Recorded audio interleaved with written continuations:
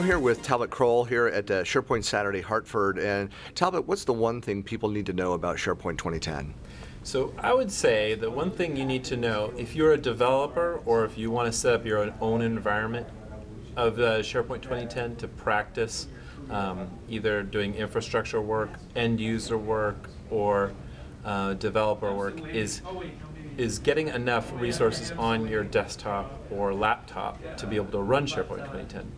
SharePoint 2010 has a minimum RAM requirement of 8 gigs of RAM. Very few laptops today actually come with 8 gigs of RAM, and even fewer come with 16 gigs. I would recommend the most amount of RAM possible to run SharePoint. With earlier versions, there was always, you could kind of get by with below the minimum. So basically, I've heard that the minimums are the bare minimums that Microsoft publishes. Exactly, yeah. So with MOS 2007, the minimum RAM requirement was 4 gigs of RAM, which meant if you had a laptop with 4 gigs of RAM and you tried to run that in a virtual machine, that means your operating system needs to take up at least 1 gig of RAM, and then you only have 3 left for MOS 2007. So you can get away with 4 gigs of RAM with MOS, but with SharePoint 2010, you really want 8 gigs. So what does that mean from a virtualization standpoint? Well, there's a dual boot option, right, where you can boot out of your desktop operating system, so XP, Windows Vista, or Windows 7, dual boot out of that and into a server operating system, like Windows Server 2008 or Windows Server 2008 R2. And that gives you the full 8 gigs of RAM on your laptop. And then, but the problem there is now you have to, if you want to do email or any non-related SharePoint work, you have to basically shut down and reboot. So the other option is to use a virtualization technology. Now Microsoft offers two brands of virtualization technology. They have Hyper-V and they have Virtual PC.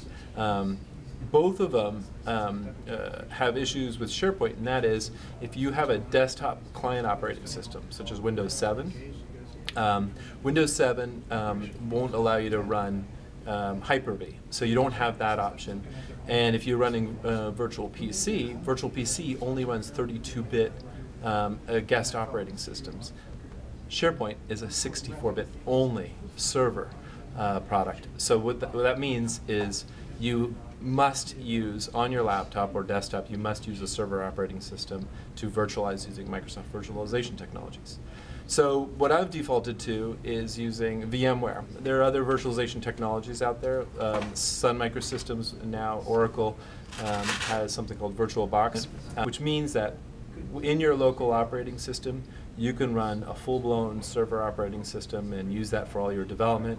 You can copy and paste between your SharePoint development and your guest operating system. You can pause them, and the best thing I've gotten out of either Hyper-V or VMware is the ability to do snapshots.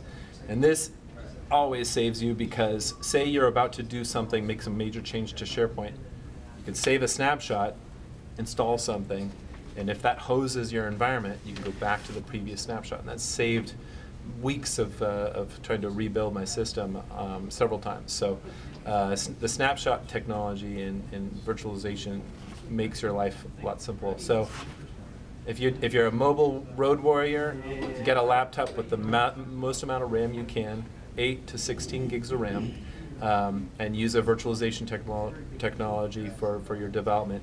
If you don't have mobile needs, then get a desktop computer. Those desktop computers are much cheaper to get lots of RAM, and more RAM the better. That's my tip.